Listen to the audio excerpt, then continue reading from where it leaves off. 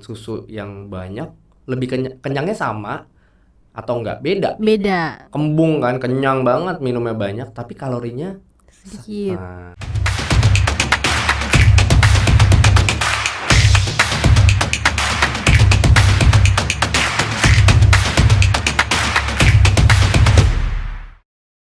Ya, sistem memori itu rangsangan sensoris yang berulang-ulang nanti akan dibentuk satu memori jangka pendek. Nanti kalau diulang-ulang bisa dibikin jadi memori jangka panjang yang disimpan di dalam sel otak. Gitu. Jadi nggak bisa, pokoknya aku udah ajarin ini dok besok gitu. Terus ada yang komplainnya gini, dok kemarin tuh aku udah ngajarin bahasa nyebutin botol, tapi dia waktu itu bisa sekarang udah lupa. Nggak lupa. Kurang Dia cuma terekam gitu terekam, ya, tidak di-recall. tidak recall ulang. Caranya di-recall ulang 1-2 kali, nanti dia ingat lagi bahwa itu botol. Karena ada memori jangka panjang. Memori jangka panjang cara ngambilnya beda. Kalau memori jangka pendek ngambilnya beda tempat. Misalnya satu ngambilnya di sini, yang satu di situ. Gitu doang. Tapi sudah ada tersimpan di dalam memorinya anak kalau tadi nutrisinya baik. Lagi-lagi kalau nutrisinya baik. Oke. Itu tadi ya, nutrisi yang dibutuhkan untuk otak. Betul. Tadi aku ulang ya, ada karbohidrat, ada protein. Protein tuh masuk ini ya dok ya, DHA, HA itu nggak sih? DHA itu lemak. Oh, masuknya lemak itu ya. Protein itu banyak ya, asam amino tuh. Asam amino esensial ya, atau protein yang dari protein hewani, dari ikan, dari daging, dari telur tuh juga. Oke, berarti bunda-bunda kalau mau menstimulasi itu juga diperhatikan nutrisinya, apalagi sumber nutrisi. Betul. Gitu. Kadang bahaya nggak sih dok kalau misalnya anak sering dikasih susu, misal anak saya nggak mau makan jadi saya kasih susu aja gitu. Sekarang kita analoginya gini. Oke. Kalau kita diet nih, kita orang dewasa diet. Iya. Makanan diet biasanya apa sih? Yang berserat Ya kan, gitu serat kan. sama pilihannya cair kan. Susu diet banyak banget. Ya kan? Kenapa? Karena kalorinya itu lebih sedikit dibandingkan makanan padat. Makanan padat tuh kaya banget ya. Jadi makanan padat yang sedikit dibandingkan susu yang banyak, lebih kenyangnya sama atau enggak? Beda. Kembung kan, kenyang banget minumnya banyak tapi kalorinya sedikit. Beda sama makanan padat baru sedikit keisi tapi kalorinya udah padat. Itu analogi pertamanya begitu.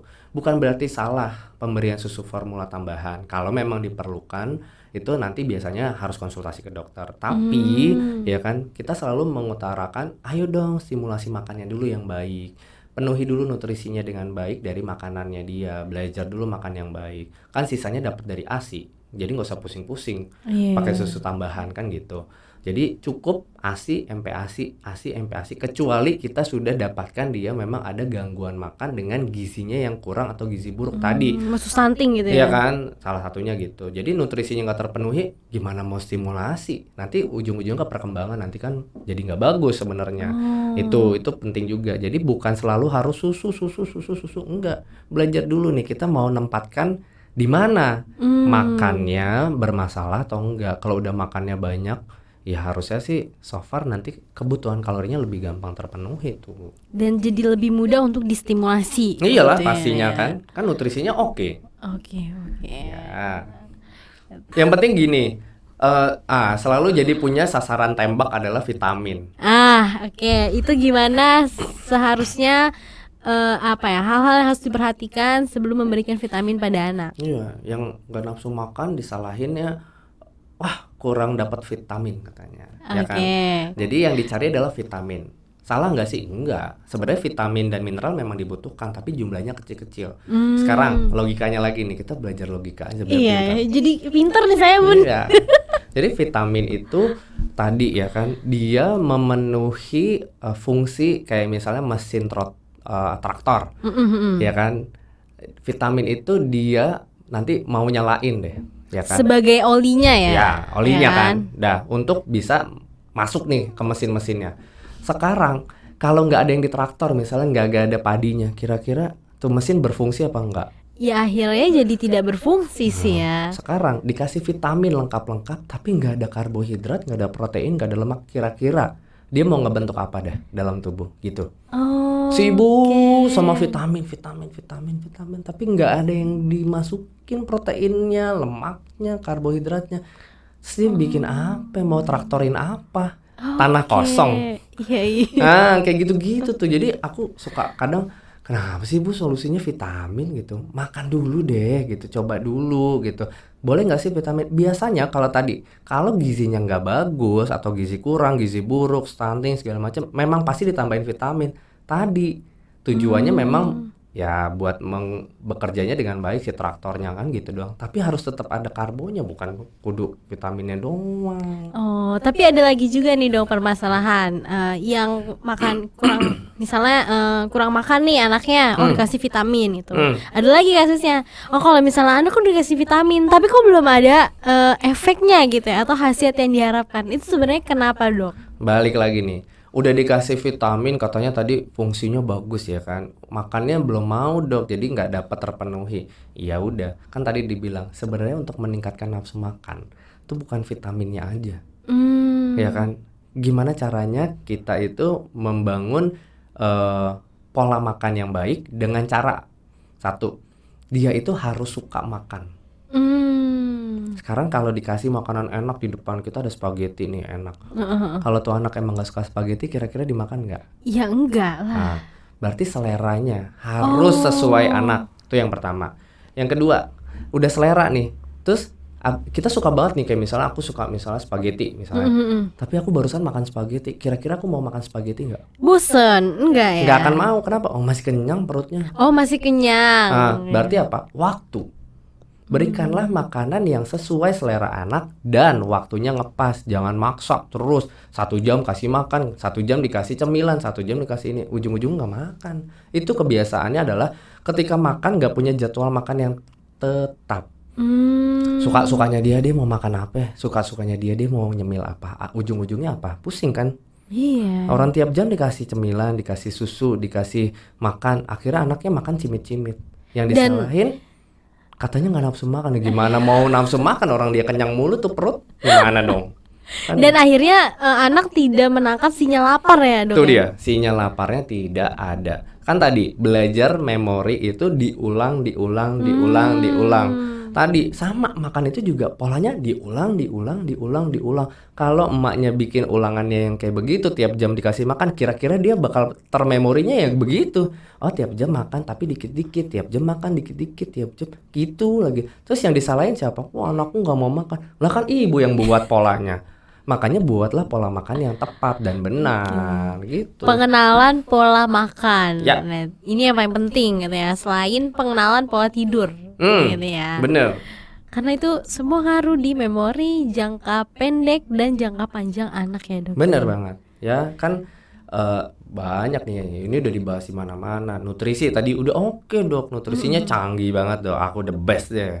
Ya kan semua udah terpenuhi. Stimulasi udah kece badai. Kagak tidur-tidur tuh anak, sama aja. Selnya bekerja terus-menerus tidak istirahat. Sama kayak kita yang binaragawan. Angkat ototnya terus-menerus. Ya kan selama berjam-jam, kira-kira kelelahan apa enggak? Kelelahan ototnya. Kelelahan ototnya terjadi kerusakan sel. Yang ada bukan terstimulasi dengan baik terbentuk selnya, yang ada apa? Rusak Rusak. ya. Oh. Itu dia. Jadi butuh juga tetap istirahat sel-sel itu. Siapapun selnya itu tetap harus ada istirahatnya. Makanya tidur itu ya penting banget untuk apa? Regenerasi sel-sel yang tadi terpakai dengan stimulasi sepanjang hari dia bangun atau sepanjang pagi atau siang gitu. Jadi misalnya nih udah kasih stimulasi, makannya udah bagus, tapi kok berat badannya nggak bagus-bagus gitu kan, yang jadi permasalahan. Kenapa sih? Bisa jadi kenapa? Biasanya sih penyebabnya penyakit. Penyakitnya tuh banyak ya. Yang pasti ada infeksi atau non infeksi. Kita bahas yang paling sering dulu, non infeksi. Ya kan, non infeksi itu artinya ada masalah penyerapan. Oh. Kita kasih misalnya sebaskom nasi udah banyak nih, udah dok, the best banget, makannya lahap banget, pokoknya cincai lah dok, tenang aja dokter, nggak usah takut. Makannya banyak, tapi ya kan anaknya alergi. Apa hubungannya dok anak alergi sama penyerapan? Nah, anak alergi itu terjadi kerusakan di dalam saluran pencernaan. Ya, ada masalah ketidakseimbangan biota di dalam saluran cerna. Jadi bakteri baiknya lebih sedikit dibanding bakteri jahat. Karena bakteri jahatnya lebih banyak, otomatis tidak bisa melakukan namanya proses Proses pencernaan yang pencernaan. baik gitu. Nah, nggak dicerna, nggak diserap, ya udah nggak masuk dia ke dalam selnya. Jadinya apa? Sampah dikeluarin jadi pup. Tuh biasanya karena alergi. Jadi hindari atau cari tahu alerginya apa. Yang kedua tadi infeksi. Infeksi tuh banyak banget penyebabnya. Di Indonesia tuh yang paling banyak TBC. Nomor 2 itu cacingan kan. Dicari penyebabnya. Ya kan anak itu mau makan, mau, tapi apa? Makanannya dipakai sama bakteri-bakteri tadi. Oh. Sibuk buat apa? Nyembuhin sakitnya. Terus makannya dimakan sama bakterinya. Otomatis lagi-lagi nggak dipakai sama si sel tubuh kita untuk bertumbuh. Otomatis Oh. nggak bisa berkembang lagi sel-selnya. Iya, Udah iya. disimulasi dok, anaknya tetap aja nggak bisa-bisa nih ngomong. Kenapa? Ya tadi orang anaknya lagi sakit. Terus banyak ya ternyata permasalahannya. Iya, jadi speech delay atau gangguan ngomong atau gangguan bicara itu bukan serta-merta ya udah deh nggak karena nggak distimulasi doang, enggak. Bukan karena cuma nutrisi yang kurang banyak, tapi kadang ya kayak gini punya masalah-masalah lain yang menyebabkan penyerapan nutrisinya tidak sempurna. Oke, berarti sebelum bunda nih mencurigai gitu ya bahwa anaknya misalnya kayaknya anakku speech delay deh. Padahal udah stimulasi udah bagus, nutrisi juga udah bagus, tapi ternyata harus dicek juga gitu ya apa penyakitnya atau ada alergi atau enggak. Ternyata itu mempengaruhi tumbuh kembang anaknya juga ya. Bener banget. Oke. Panjang kan sebenarnya, sepele ngomongnya cuman satu, komunikasi bahasa anak tapi bisa kemana-mana. Ngomongin stimulasi musik tapi bisa merembet kemana-mana. Itu insight-nya banyak. Kenapa? Nggak segampang itu bilang wah anaknya speech delay gitu, kekurangan stimulasi karena ibunya sibuk bekerja. Belum tentu gitu, masih banyak faktor lain. Dok, udah kita kasih stimulasi nih, dengerin musik. Tadi ingat Musiknya apa dulu? musiknya apa dulu? Lebih bagus tadi mamanya nyanyi. Biarin deh tuh, kalau yang sekarang kan lagi viral tuh ada ya Apa tuh? si penyanyi yang ada fals-falsnya dikit. Nggak apa-apa, Iya. lebih disukain kan. Kenapa? Karena memang itu responsif, orang lihat ngerespon dia dengan baik dan dia dapat engagementnya dengan baik. Sama nih anak juga kalau diresponsif ya kan dia engagementnya ada. Ini mak gue ngomong nih suaranya asik nih, padahal ya kan dia belum kenal aja suara lainnya kan gitu kan. Itu justru lebih menstimulasi anak dibandingkan musik-musik lain gitu. Emang ya kalau jadi ibu tuh Susah-susah gampang. susah-susah gampang, tapi bawel tuh udah jadi udah bener gitu ya kalau bawel gitu. Jadi kalau dikritik, ih bundanya bawel banget, emang harus bawel bunda, nggak apa-apa. Nggak apa-apa, itu kan tugasnya buat anak kita. Jangan bawelnya buat yang lain, buat anak kita aja. Pokoknya serah deh orang mau ngomong apa, ya kan kita mau ngobrol yang enak sama anak. Kayak kita bilang kayak orang gila ya, ngomong sendiri, jawab sendiri. Kalau anak kita diajak, ibu ngomong sama Apalagi orang bayi ya gitu ya. Yang ngomong sama anak gue katanya, lah kok kagak ada suara? Ya beginilah. Itu cara stimulasi yang memang harus dilakukan oleh seorang ibu. Oke, sebelum akhirnya terlambat memberikan stimulasi, jadi harus terapi ya dok ya. Ya. Nah yang penting juga nih ya, orang tuh selalu ngomongnya stimulasi. Orang nggak bisa terstimulasi. Tadi kita sentil sedikit. Ngomongnya adalah tentang sensoris, ya kan. Stimulasi yang dari luar itu ya kan dia diterima rangsangannya itu sensoris ya kan. Nanti digerakkan nanti sama saraf motorik. Artinya nanti dijawab sama otak tuh bentuknya aferen ya bilangnya gitu. Jadi terimanya tuh sensoris. Jadi semua organ nih, yang organ-organ tubuh kita yang menerima rangsangan sensoris ada 8 tuh, banyak banget kan. Wow. Nanti bikin kuis tuh. Oke. Bikin Apa kuis. gitu dok? Ya salah satunya itu adalah nih Pendengaran itu penglihatan ya, sama ini nih oral. ya oral. Jadi kalau mau ngomongin stimulasi bicara gitu ya, kalau sensorisnya itu nggak terangsang dengan baik, ya sensoris tuh ya ini salah satunya indra pendengaran nih penting banget. Makanya tadi kenapa stimulasi ya kan itu ini nih peranannya penting banget. Dia cuma diajarin, kalau ada tuh yang viral juga injek-injek rumput doang. Oh iya. Iya itu kan Katanya injek-injek rumput itu bisa, benar bisa, itu sensoris ya, taktilnya dia. Tapi rangsangan yang lain tuh bisa stimulasi, salah satunya ini telinganya didengarkanlah suara-suara emas ibu dan bapaknya. Wah, itu jauh lebih bagus. Dan tidak berteriak di depan anak, tidak membentak ya, membentak. karena itu akan mempengaruhi alat vital awal mula dari kemampuan perkembangan bahasa dan bicara ya. Benar-benar. Bayangin aja intonasi maknya kalau lagi teriak desibelnya naik tuh. Terus anak gitu kan. Nah, itu terekam juga sama anak, memori jangka pendeknya. Nanti kalau berulang lama-lama jadi memori jangka panjang. Kalau memori jangka panjang kan tersimpan, tinggal dicetuskan, di recall, dapat. Kan bahaya kalau jelek. Iya kalau jelek ya. Makanya hati-hati. Berarti trauma itu juga ya dok ya. Kayak misalnya sekarang lagi viral juga nih kan, ibu-ibu yang apa sih, mungkin gelisah ya karena anaknya tuh rewel terus gitu ya, terus mungkin dikritik banyak orang dan akhirnya ya ini menganiaya anaknya hingga tewas gitu. Iya, itu kan kayak trauma kecil ya. Ya kayak tadi kita bilang tantrum. Ya kan, tantrum yang mestinya nggak pada tempatnya lagi di dewasa, dia tidak bisa kontrol emosinya. Anak-anak yang tidak bisa kontrol emosinya nanti gedenya akan sama tuh.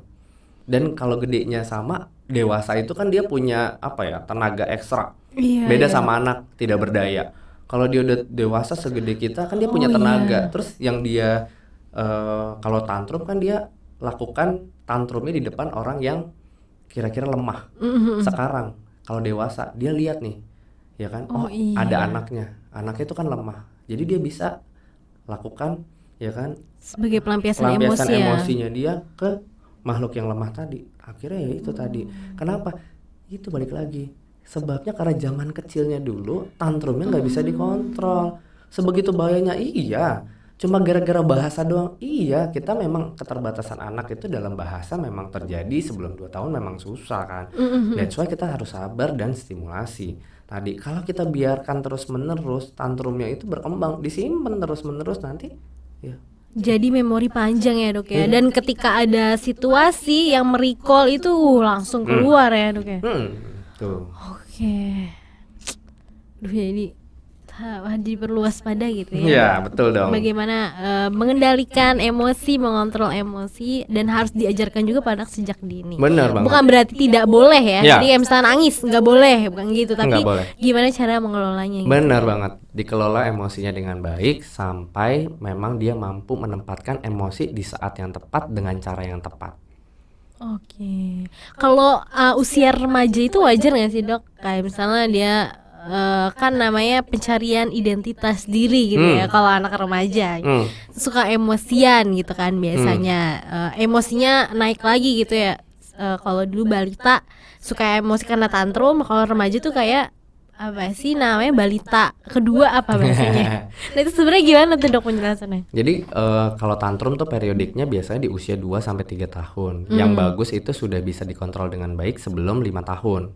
Jadi nggak boleh melebihi 5 tahun. Terus kalau di remaja tuh kenapa? Karena hormonal tadi ya. Ada hormon seks sekunder yang sudah mulai muncul. Itu mempengaruhi emosi ya kan. Tapi kalau dia terkontrol dulu waktu kecilnya, balik lagi ternyata pengenalan bagaimana mengontrol emosi pada usia balita ini. Jadi nggak ngaruh. Jadi anak-anak yang remaja katanya emosion itu, iya memang dia lebih gampang atau sensitif bahasanya ya. Tapi keluarnya nanti jadi bagus gitu. Maksudnya, iya dia sensitif tapi dia nggak yang nggak yang gitu. Tapi dia bisa, mama aku marah.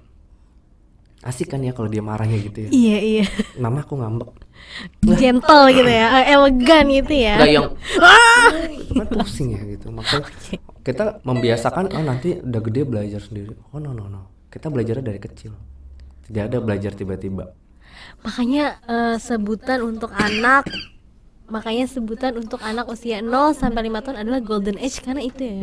Jadi disitulah masa keemasan pertumbuhan, sebenarnya 1000 hari ya kan. 1000 hari. Di Indonesia masih pakai yang 1000 hari, tapi kalau di luar negeri itu di Amerika sudah sampai 5 tahun, benar. Kalau di sini tuh masih yang 2 tahun pertama. Karena apa tadi, perkembangan memorinya itu gila banget di situ. Semua, tapi perkembangannya penuh banget, tapi diganggunya juga penuh. That's why kenapa itu jadi hal yang penting. Karena semua terjadi. Kayak perkembangan bahasa itu titik puncaknya itu nanti di 2 tahun. Perkembangan kata-kata itu dari 50 sampai sekitar 200-an di 2 tahun, nanti di atas 2 tahun sampai 3 tahun tuh 1000 sampai 2000 kata. Bayangin tuh, 10 kali lipat. Wow. Ya kan, kalau tidak dikenalkan dari di bawah 2 tahun tuh nggak tahu tuh yang 1000 ini datang dari mana. Kalau tadi bahasanya apa, dendritnya kagak nempel-nempel satu sama lain tuh sel-selnya, sel sarafnya, nggak terstimulasi dengan baik. Tidak bisa lah nantinya, kayak kita nih ngomong mulu kerjaannya gitu kan. Ya diem Diam aja aja gitu ya. gitu ya, itu bahaya banget. Oke. Panjang kali lebar nih kalau udah bahas anak sama dokter Andreas gitu ya. Closing statement dari dokter Andreas apa nih untuk bunda-bunda dan ayah? Oke, iya ini bukan halo bunda kan, tapi ayah juga ada yang nanya. Iya.